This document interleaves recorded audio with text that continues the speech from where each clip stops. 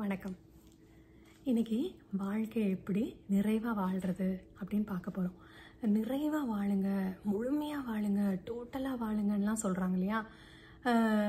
சொல்லிடுறோம். அது எப்படி வாழ்கிறது அப்படின்னா என்னது, மீனிங் என்னது அப்படின்னா, எப்போதும் எல்லாருக்கூடையும் மிங்கிள் ஆகி பேசிக்கிட்டே இருந்துட்டு நல்லா அவங்களோட மிங்கிள் ஆகிட்டு அப்படி இருக்கிறதா ஃபுல்லஸ்ட்டாக வாழ்கிறது. எவ்வளோ நேரம் நிலைக்கும்?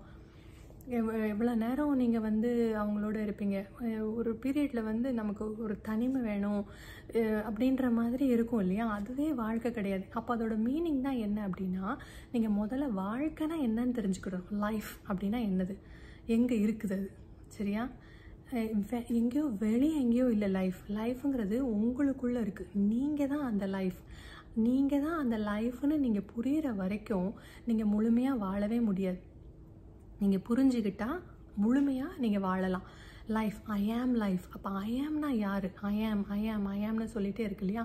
இந்த ஐ ஆம் யார்? இந்த ஐ ஆம் கான்ஷியஸ்னஸ். நான் உங்கள்கிட்ட சொல்லுவேன், ஐ ஆம் கான்ஷியஸ்னஸ், ஐ ஆம் லைஃப் அப்படின்னு சொல்லுவேன். ஆனால் உங்களால் அதை நம்ப முடியாது. நீங்கள் யாரையும் நம்பவும் கூடாது. ஓகே? நீங்கள் உங்களுடைய அனுபவத்தில் நீங்கள் புரிஞ்சுக்கணும், நீங்களாக தெரிஞ்சுக்கணும். உங்களுக்காக நான் பார்க்க முடியுமா? நீங்கள் தான் உங்களுக்காக பார்க்க முடியும். அதனால அதை எப்படி புரிஞ்சுக்கிறது? ஒரு நிமிஷம் நீங்கள் கண்ணை மூடி நீங்கள் அதில் என்ன பார்க்குறீங்க அப்படின்னு சொல்லுங்கள். என்ன பார்க்குறீங்க? இந்த உடம்பு நீங்கள் இல்லை, இந்த மனசு நீங்கள் இல்லை, இது எல்லாத்தையும் ட்ராப் பண்ணிடுங்க. இந்த உடம்பு ட்ராப் பண்ணிடுங்க, மனசை ட்ராப் பண்ணிடுங்க. இப்போ அங்கே என்ன பார்க்குறீங்க? எதுவுமே கிடையாது, எதுவுமே இல்லை இல்லையா? அந்த எதுவுமே இல்லை அப்படிங்கிறத ஒன்று பார்க்குது இல்லையா? அதுதான் நீங்கள். இப்போ நான் உங்கள்கிட்ட கேட்குறேன், நீங்கள் இருக்கீங்கன்னு உங்களுக்கு தெரியுதா? எப்படி தெரியுது? Are you aware? நீங்கள் இருக்கீங்களா? நீங்கள் இருக்கீங்கன்றது தெரியுது இல்லையா? அந்த நோயிங் தான் நீங்கள். அதுதான் லைஃப். நீங்கள் எப்போ நீங்கள் இருக்கீங்கன்னு தெரியலை அப்படின்னு சொல்லு அப்போ நீங்கள் உயிர் இல்லைன்னு அர்த்தம். உங்களுக்கு எப்போ உங்களுக்கு ஜீவன் இல்லையோ அப்போ நீங்கள் இருக்கீங்கன்னு உங்களுக்கு தெரியாது. அப்போது இப்போ இருக்கீங்கன்னு தெரியாமே நீங்கள் வாழ்ந்துட்டுருக்கீங்க ஒரு ஜடம் மாதிரி. அப்போ நீங்கள் ஒரு லைஃப் கொடுத்துருக்கு. கான்ஷியஸ்னஸ் இந்த பாடிக்குள்ளே ஒரு லைஃப் கொடுத்துருக்கு. ஆனால் அந்த லைஃபே இங்கே இதுக்குள்ளே இல்லைன்னு தெரியாமல் நீங்கள் வெளியே எங்கெங்கெல்லாமோ உங்கள் சந்தோஷத்தை தேடிட்டு நீங்கள் ஒரு ஜட பொருள் மாதிரி வாழ்ந்துட்டுருக்கீங்க. நீங்கள் அதை ரியலைஸ் பண்ணுற வரைக்கும், இந்த கான்ஷியஸ்னஸ் தான் நான், இந்த லைஃப் நான் புரிகிற வரைக்கும் இந்த உடம்பு மண்ணை மாதிரி தான் இருக்கும். மண்ணான உடம்பு மண்ணுக்குள்ளே தான் போகும், சரியா? ஆனால் நீங்கள் இந்த மண்ணு கிடையாது. நீங்கள் இந்த மண்ணான உடம்பு கிடையாது. இதுக்குள்ளார ஒன்று இருக்குது. இது அதுதான் இந்த ஃபார்மை எடுத்து இப்படி இருக்குது. இது மூலமாக, இந்த ஃபார்ம் மூலமாக அதை தெரிஞ்சுக்கிடணும்னு நினைக்குது, சரியா? அது மாதிரி லிவ் இன் த ப்ரெசன்ட் அப்படின்னு சொல்கிறாங்க இல்லையா? என்ன அர்த்தம்? ப்ரெசண்ட்டில் எப்படி? நீங்கள் அங்கே இதுதான் ப்ரெசன்ட். நவ்வை விட்டு தப்பிக்கவே முடியாது. நாளைக்கு நீங்கள் அந்த இடத்துல இருக்கும் போது நவ்வாக தான் இருக்கும். ஃப்யூச்சரை பற்றி நீங்கள் இப்போ திங்க் பண்ணும்போது இது நவ்வாக தான் இருக்கும். இல்லை ஃப்யூச்சரில் நீங்கள் இருக்கும்போது அப்பவும் அது நவ்வாக தான் இருக்கும். இப்போ தான் நீங்கள் இருக்க முடியும். இப்போ இல்லாமல் எங்கே இருக்கீங்க? இருக்கவே முடியாது. எப்போ நீங்கள் அந்த ப்ரெசன்ட் மூமெண்ட்டில் இல்லையோ அப்போ நீங்கள் இல்லை, நீங்கள் செத்துட்டீங்கன்னு அர்த்தம் இல்லையா? அப்போது லிவ் இன் த மோமெண்ட். அப்புறம் என்ன யோசிப்பாங்கன்னா, நீங்கள் என்ன செய்கிறோன்னு பார்த்து செய்யுங்க. தண்ணி குடிக்கும் போது தண்ணி குடிக்கிறீங்களான்னு பார்த்து செய்யுங்க. அப்புறமா கை கழுவும் போது கை கழுவுறீங்களான்னு பார்த்து கழுவுங்க. மேபி அது உங்களுக்கு ஹெல்ப்ஃபுல்லாக இருக்கலாம். நான் இல்லைன்னு சொல்ல, அது எனக்கு தெரியாது. நான் அது மாதிரி லைனில் வராதனால அது எனக்கு தெரியாது. ஆனால் இது அது கிடையாது. லிவ் இன் த ப்ரெசன்ட் மொமெண்ட்டுங்கிறது நீங்கள் என்ன செய்கிறீங்களோ உங்களை அட்டென்ஷன் கொடுக்க சொல்கிறாங்க. அப்படியாவது ப்ராக்டிஸ் ஆகட்டுமேன்னு சொல்லிட்டு. ஆனால் அது கிடையாது. லைஃப்பை நீங்கள் ஒன்ஸ் நீங்கள் இந்த உடம்பு இல்லை, இந்த மனசு இல்லைன்னு புரிஞ்சுக்கிட்டிங்கன்னா இந்த கான்ஷியஸ்னஸாகவே வாழ ஆரம்பிச்சிருவீங்க. அது ஒரு பெரிய ஃப்ரீடம் இருக்கும். ஒரு பெரிய ஃப்ரீடமோடு நீங்கள் வாழ்வீங்க.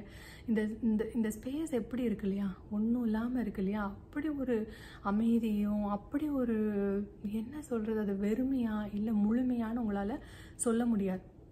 அவ்வளோ ஒரு பீஸ்ஃபுல்லாக இருக்கும். லைஃபே நீங்கள் தான் அப்படின்னு தெரிஞ்ச பிறகு, அதை செலிப்ரேட் பண்ண ஆரம்பித்த பிறகு இன்னும் கூட ரொம்ப ரொம்ப ஒரு ஜாய் கிடைக்கும். நான் முதல்லலாம் நினச்சிட்டு இருந்தேன் பீஸ் மட்டும்தான் நமக்கு, ஜாய் கிடையாது.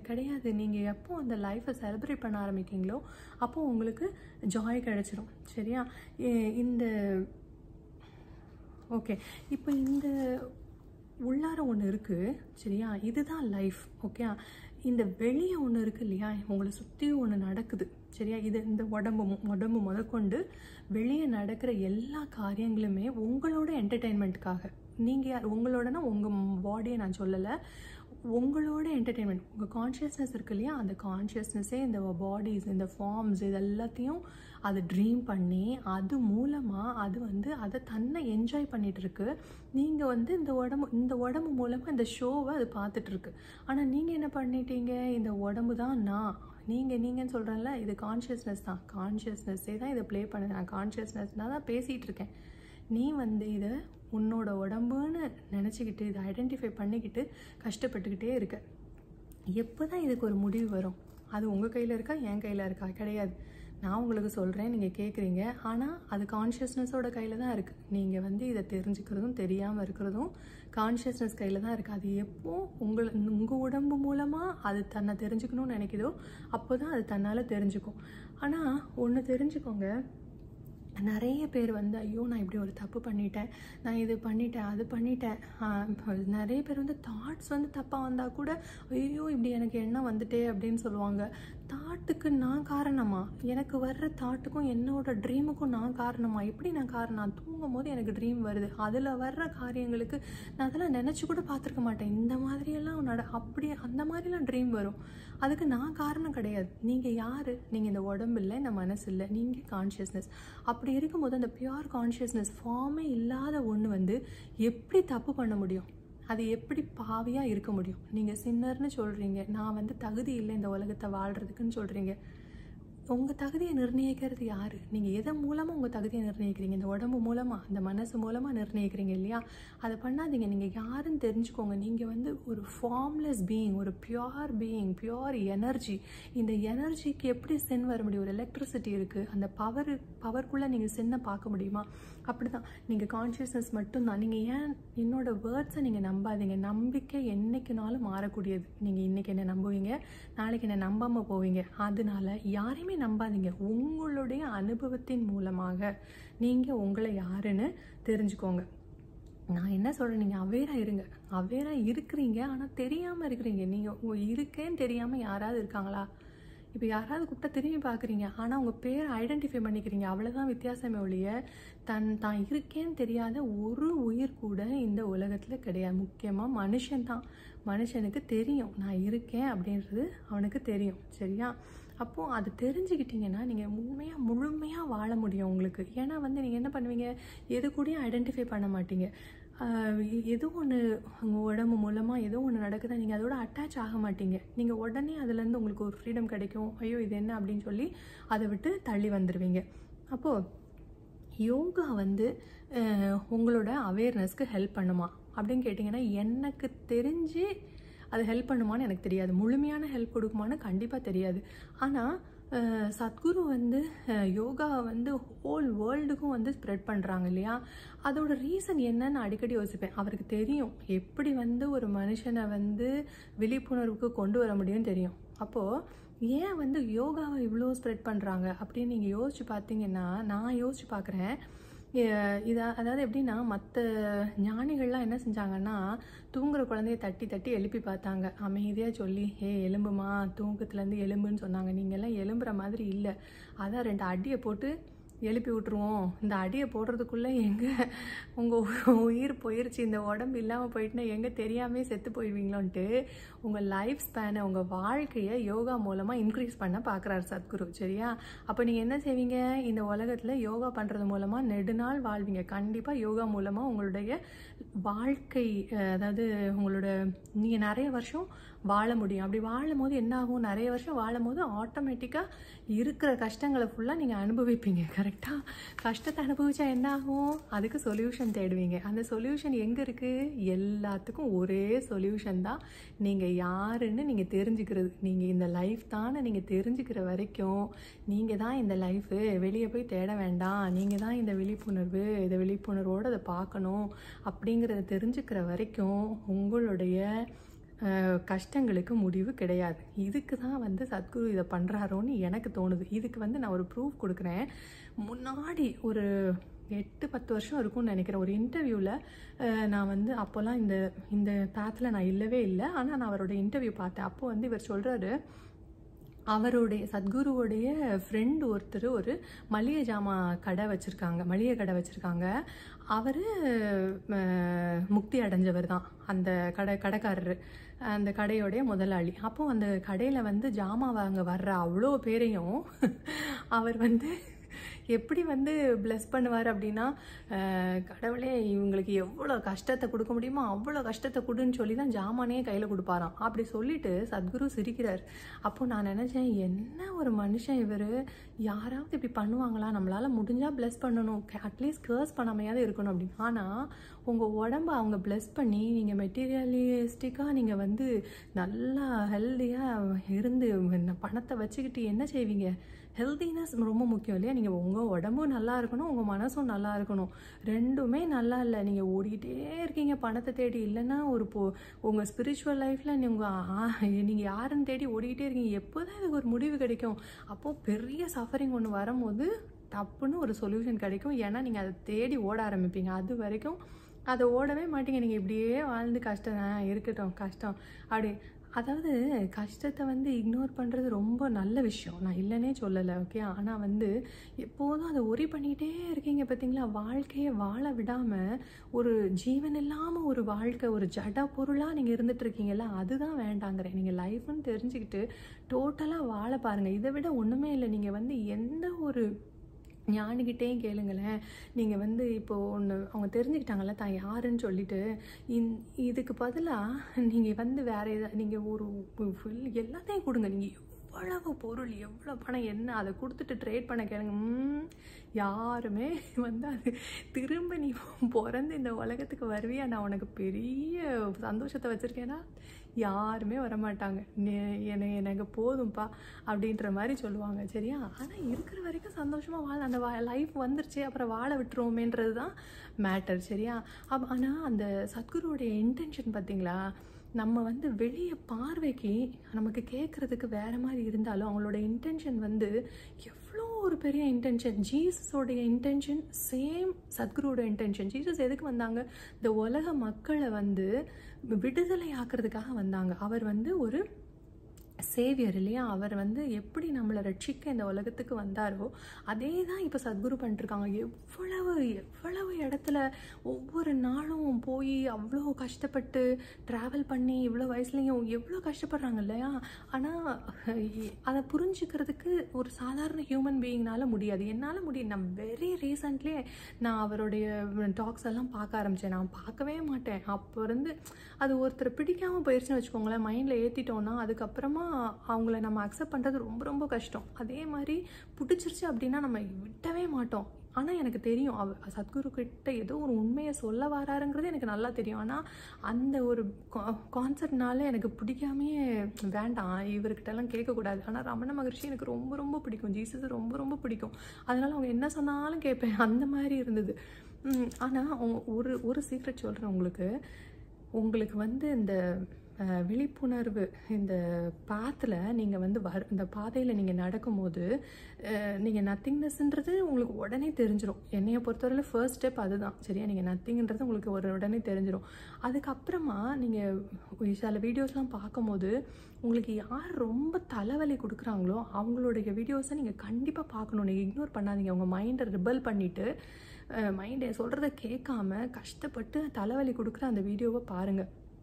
கண்டிப்பாக அது ஹெல்ப்ஃபுல்லாக இருக்கும். ஏன் தலைவலியை கொடுக்குதுன்னா மைண்ட் வந்து பயப்படுது, எங்கே இவ வந்து திரும்ப நம்மளை தெரிஞ்சுக்கிட்டு எங்கே போயிடுவாளோ அப்படிங்கிற அந்த மைண்ட். அதுதான் திருடன். உங்களுடைய சந்தோஷத்தை, உங்களோட சமாதானத்தை திருடுற அது வந்து உங்கள் மைண்டு, சரியா? எங்கே அது போயிடுவாளோன்னு சொல்லி உங்களுக்கு தலைவலியை கொடுத்து உங்களை அதை பார்க்க விடாமல் இருக்குது, சரியா? ஆனால் சத்குரு ரொம்ப நான் பார்த்ததே கிடையாது. பட் ரூபர்ட் ஸ்பைரா அவர் வந்து எனக்கு ரொம்ப தலைவலி கொடுத்தாரு. ஆனால் அவருடைய இதை நான் பார்க்க ஆரம்பித்தேன். ஏன்னா அவருடைய பேக்ரவுண்டோ அவருடைய இன்டர்வியூஸோ நான் பார்த்ததே கிடையாது. அவர் யாருன்னு பர்சனலாக எனக்கு தெரியாது. ஒரு மனுஷனை வந்து அவனுடைய உடலையும் அவனுடைய நடவடிக்கைகளையும் வச்சு ஜட்ஜ் பண்ணவே பண்ணாதீங்க. ஒரு ஞானி அவனுடைய உடல் கிடையாது, அவன் கான்ஷியஸ்னஸ், சரியா? அப்போ நான் இது தெரிஞ்ச பிறகு தான் கொஞ்சம் கொஞ்சமாக சத்குருவை பார்க்க ஆரம்பித்தேன். அப்போது இவரோட இன்டென்ஷன் என்னென்னு உண்மையிலே எனக்கு தெரியல. யோகான்னு சொல்கிறதுக்கு இவர் கரெக்டாகவே கரெக்டாகவே அவங்கள கொண்டு போயிடலாமே, ஈஸியாகவே உள்ளே கொண்டு வந்து, இவ்வளோ பவர் இருக்குது, இவ்வளோ அத்தாரிட்டி இருக்குது, ஏன் இவர் இதை செய்ய மாட்டேங்கிறாரு அப்படின்னா, நீங்கள் சொன்னால் கேட்க மாட்டீங்க. எவ்வளோ பேர் வந்து சொல்லிட்டாங்க, உங்களுக்கு தட்டி தட்டி எழுப்பி பார்த்துட்டாங்க, எப்பா கனவு காண்றீங்க, எந்திரிங்கன்னு. நீங்கள் எந்திரிக்கிறதாவே இல்லை, அதுக்கு தான் நான் அடியை போடுறதுக்கு உங்களுக்கு வாழ்க்கையோடைய லைக் உங்களோட இன்னும் 100 வருஷம் வாழட்டும், யோகா பண்ண வைப்போன்னு பண்ணுறாருன்னு தான் எனக்கு தோணுது. ஆனால் இப்படி ஒவ்வொருத்தரும் ஒவ்வொரு வகையில் வந்து உங்களுக்கு ஹெல்ப் பண்ணிகிட்டே தான் இருப்பாங்க. நீங்கள் உண்மையாக தேடும் போது உங்களுக்கு உதவி எந்த விதத்தினாலேயும் வரும். சரியா? அது மாதிரி இது ஸ்டேஜ் பை ஸ்டேஜாக ஒவ்வொருத்தரும் எனக்கு ஹெல்ப் பண்ணியிருக்காங்க. முதலாவது நான் யாருமே இல்லை அப்படின்னு எனக்கு காமிச்சு கொடுத்தது ஹோலி ஸ்பிரிட். இந்த மைண்டு மூலமாக ஹோலி ஸ்பிரிட் நத்திங், இது எதுவுமே இல்லை, இங்கே யாருமே இல்லை, அந்த ஹோலி ஸ்பிரிட்னா இதுதான் அப்படிங்கிற யாருமே இல்லைங்கிறத காமிச்சு கொடுத்தது என் மைண்டு. அடுத்தாப்பில் எதுவுமே இல்லைன்னு தெரியுது, நத்திங்னஸ், இந்த பாடி இல்லை, இந்த மைண்ட் இல்லை, இது இந்த உடம்பை ட்ராப் பண்ணு, நீ எதுவுமே இல்லைன்னு எனக்கு காமிச்சு கொடுத்தது மூஜி. அடுத்தாப்பில் நீ தான் அந்த அவேர்னஸ், நீ நத்திங்னஸ் மட்டும் கிடையாது, அந்த நத்திங்னஸ்ஸை தெரிஞ்சுக்கிற ஒன்று இருக்கு இல்லையா, நோயிங்னஸ், அந்த அவேர்னஸ், அதுதான் நீன்னு ரூபர்ட் ஸ்பைரா காமிச்சு கொடுத்தாரு. அதே மாதிரி பாப்பாஜி அவர் என்ன சொன்னார்னா, அவர்கிட்ட ஒரு இன்டர்வியூ எடுக்கும்போது அவர் சொல்லுவார், பாப்பாஜி நீங்கள் தான் வந்து யாருமே உலகத்தில் வேறு யாரும் இல்லை, அதர்ஸ்னு யாருமே இல்லைல்ல, அப்புறம் எதுக்கு நீங்கள் இதெல்லாம் வந்து ஷேர் பண்ணுறீங்க அப்படின்னு சொல்லும் போது அது என்னோட சந்தோஷத்துக்கு நான் வந்து என்னோட அவேர்னஸை நான் வந்து சொல்கிறேன். அவங்களுக்கு எனக்கு தெரியும் நான் ட்ரீமில் தான் இருக்கேன், அது ட்ரீமில் மாட்டிகிட்டு இருக்கிறவங்களுக்கு சந்தோஷமாக இருந்தால் இருக்கட்டுமே, இது ஏன் சந்தோஷத்துக்கு பண்ணுறேன்னு சொன்னார். அதுலேருந்து தான் நான் வீடியோ பண்ண ஆரம்பித்தேன். அது மாதிரி நிசர்கதத்தா மகராஜ் அவர் எப்படின்னா, அவர் அவ்வளவு ஸ்ட்ராங் கன்விக்ஷன், நான் தான் செல்ஃப். ரமண மகரிஷிக்கு எவ்வளோ ஒரு கன்விக்ஷன் இருந்ததோ அதே கன்விக்ஷன் தான், நான் தான் செல்ஃப். ஆனால் ரமண மகரிஷி ரொம்ப பொறுமை, சரியான கோவப்படுவார் நிசர்கதத்தா மகராஜ். ஓகே, நான் யாரை ப்ளீஸ் பண்ணணும், நான் யாரையும் ப்ளீஸ் பண்ண முடியாது, நான் பேசுகிறது கான்ஷியஸ்னஸ் கூட, நான் உன் கூட பேசலை, நான் கான்ஷியஸ்னஸ் கூட பேசுகிறேன், இப்படி தான் பேசுவார். அவர் கான்ஷியஸ்னஸ் கூட தான் பேசுவார், ஒழிய உங்களையே விட்டுருவார், அந்த ஸ்பேஸ் கூட பேசுகிற மாதிரி பேசுவார். அவ்வளோ ஒரு கன்விக்ஷன். அப்போ அந்த கோவம் டப்புன்னு கோவப்படுவார். அப்போ நான் நினைப்பேன், ஐயோ நம்ம இதைத்தானே தேடி வந்தோம், அப்போ நம்ம இது செல்ஃப் ரியலைஸ் ஆனாலும் இப்படி தான் இருப்போம் போலன்னு. இருந்தாலுமே என்னுடைய இதை வந்து நான் அக்செப்ட் பண்ணுறதுக்கு எனக்கு இவர் வந்து ரொம்ப ஹெல்ப் பண்ணார். சரியா? என்ன தான் நீங்கள் கோவப்பட்டாலும் அடுத்தாப்பில் வந்து நீங்கள் எப்போ ஒரு செல்ஃப் ரியலைஸ் பீயிங்காக இருக்கீங்களோ, உண்மை இல்லைன்னு தெரியும் போது அதில் மாட்டிட்டு முழிச்சிட்டு இருக்க மாட்டீங்க, நீங்கள் டக்குன்னு வெளியே வந்துடுவீங்க. இதுதான் அதோடைய சீக்ரெட். சரியா? நீங்கள் கோவத்திலே இருந்து அதில் வளர்ந்துக்கிட்டு அதெல்லாம் இருக்கவே முடியாது உங்களால். ஏன்னா இந்த உடம்புல இந்த மனசுலன்னு தெரிஞ்ச பிறகு இந்த ஸ்பேஸில் எங்கேருந்து நிற்கும், இந்த உடம்பு ஃபார்ம் இருந்தால் தான் அது நிற்கும் இல்லையா? அதனால் ரொம்ப ஈஸியாக நீங்கள் வந்து அந்த சுனாமிலேருந்து வெளியே வந்துடலாம். அதனால் இவர் தான் வந்து என்னோட நேச்சரை என்னையே அக்செப்ட் பண்ண சொன்னது. இப்போ நான் சொன்ன பார்த்தியா, நீங்கள் பாவி கிடையாது, நீங்கள் எதுவும் பண்ணலை, நீங்கள் எப்போவுமே பியூர் பீயிங், நீங்கள் எப்போவுமே டிவைன், நீங்கள் வந்து நீங்கள் யுனீக், நீங்கள் டிவைன். சரியா? அதனால் நீங்கள் எந்த தப்பும் பண்ணலை, நீங்கள் நல்லவங்க, நீங்கள் தான் லைஃப், நீங்கள் தான் விழிப்புணர்வு, அதை தெரிஞ்சுக்கோங்க. அதே மாதிரி surrender, acceptance and surrender both Nisargadatta Maharaj தான் சொல்லி கொடுத்தது. அதே மாதிரி யார் ரமண மகரிஷியும் அண்ணாமலை சுவாமிகளும் கன்விக்ஷன், நான் தான் செல்ஃப்னு அதில் என்னை கிரவுண்ட் பண்ண வச்சு 8 வருஷமாக என்னை வந்து நீ ஒன்று முழுசாக நீ உள்ளே நோக்காமல் நீ அடுத்தவங்களுக்கு போய் எதுவும் சொல்ல தேவையில்லைன்னு என்னை கிரவுண்ட் பண்ணி வச்சது ரமண மகரிஷியும் அண்ணாமலை சுவாமிகளும். அதே மாதிரி நீ தான் வாழ்க்கை அப்படின்னு சொல்லி கொடுத்தது சத்குரு. சரியா? நான் வந்து வெரி ரீசெண்ட்லி நான் பார்க்க ஆரம்பித்தேன், இடையில பார்ப்பேன், பட் ரொம்ப ஃபாலோ பண்ண மாட்டேன். அப்போது என்னை வந்து வாழ்க்கையே நீ தான் அப்படின்னு சொன்னது சத்குரு. அதே மாதிரி ஓஷோவோட இதெல்லாம் என்ன டவுட்ஸ்னாலும் ஓஷோட்ட போய் நீங்கள் கேளுங்களேன், கூகுளில் போய் கேளுங்க, ஓஷோ உங்களுக்கு ஆன்சர் கொடுப்பாங்க. அதே மாதிரி தான் அது இப்போ சத்குரு கூடயே நான் பார்க்குறேன். என்ன உங்களுக்கு கொஸ்டின்ஸ் இருந்தால் நீங்கள் டைப் பண்ணுங்கள், சத்குருவோடைய வீடியோஸ் இருக்கும், அது மாதிரி ஓஷோவுடைய கண்டென்ட்ஸ் இருக்கும், புக்ஸ் இருக்கும். வீடியோஸ் அவ்வளோவா இருக்காது, ஆனால் அவருடைய புக்ஸ் எல்லாம் நீங்கள் பார்க்கலாம், நீங்கள் கூகுள் பண்ணிங்கன்னா வரும். பட் அது ஒரு 3 pages என்னமோ தான் அவங்க காமிப்பாங்க. அதுக்கப்புறமா நீங்கள் பே பண்ணால் தான் மீதியெல்லாம் வந்து நீங்கள் வந்து சைன்அப் பண்ணணும், பே பண்ணால் தான் மீதி. ஆனால் என்ன கண்டென்ட் உங்களுக்கு வேணுமோ அதுக்குரிய கொடுத்துருவாங்க. ஆனால் அந்த கண்டென்ட் நீங்கள் தெரிஞ்சுக்க முன்னாடி 3 பேஜ் முடிஞ்சிடும். ஏன்னா ஓஷோ வந்து எப்படின்னா இங்கே தொடங்கி நீங்கள் கொஸ்டின் கேட்டுக்கு இப்படி சுற்றி இப்படி வந்தால் இப்படி மூக்க தொடுவார். அதனால் அவர்கிட்ட இருந்து நான் என்ன கற்றுக்கிட்டேன் அப்படின்னா, கடைசியில் உங்களுக்கு ஆன்சர் கிடச்சதில்ல அப்படின்னு கேட்பாரு. இப்போ நீங்கள் என்ன பண்ணீங்க, ஒரு ஜேர்னியில் இருந்தீங்க சரியா? இந்த ஜேர்னியை என்ஜாய் பண்ணிங்களா? செம்மையாக இருக்கும் அவர் சொல்கிறதெல்லாம், அவரோட பேச்செல்லாம் அவ்வளோ நல்லாயிருக்கும். செம்ம காமெடி பண்ணுவார், விழுந்து சிரிப்பீங்க. ஓகே, என்னென்னலாமோ சொல்லி தருவார், எல்லாத்தையும் கேட்டுக்கலாம், சிரிச்சுக்கலாம், என்ஜாய் பண்ணிக்கலாம். இந்த ஜேர்னியை எப்படி என்ஜாய் பண்ணுறது? லைஃப் இருக்குது, இது போயிட்டே இருக்குது, இதையும் என்ஜாய் பண்ண கற்றுக்கோங்க. ஏன் இங்கேருந்து போகும்போதே எங்கே போய் சேர போகிறீங்கன்னே இருக்கிறீங்க அப்படின்னு கேட்பாரு சரியா? அதனால ஜேர்னியை என்ஜாய் பண்ணி சொல்லி கொடுத்தது ஓஷோ.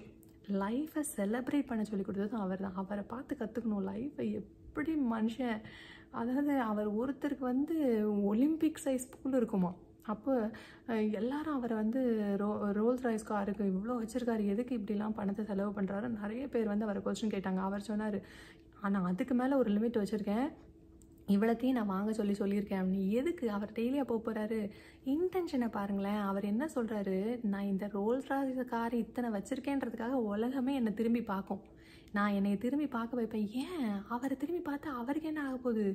ஒன்றுமே இல்லை. ஆனால் அவர் சொன்னது என்ன விஷயம்? அவேர்னஸ், லைஃப், இதை வாழுங்க, அதை சொல்லி கொடுக்கணும்னு நினைக்கிறாரு. நீங்கள் இப்படியே டல்லாக இருக்காதீங்க, வாழ கற்றுக்கோங்க, நான் உங்களுக்கு சொல்லித்தரேன்னு சொல்கிறாரு. அதுக்கு நீ என்னை திரும்பி பாரு. இன்றைக்கி வரைக்கும் இவங்கெல்லாம் வாழ்ந்துக்கிட்டு இருக்காங்க. நான் இப்போ சொன்ன அத்தனை பேருமே வாழ்ந்துட்டு இருக்காங்க. ஏன்? அவங்க நன்மை செஞ்சாங்க. இந்த உலகத்தில் உட்காந்து ஒரு ஃபார்ம் எடுத்து ட்ரீம் பார்த்துட்டு இருக்கோம் இல்லையா? இந்த ஒவ்வொருத்தருங்களுக்கும் அவங்க நன்மை செஞ்சுருக்காங்க. அதனால அவங்களுக்குலாம் அழிவே கிடையாது, நான் வாழ்ந்துக்கிட்டே தான் இருப்பாங்க.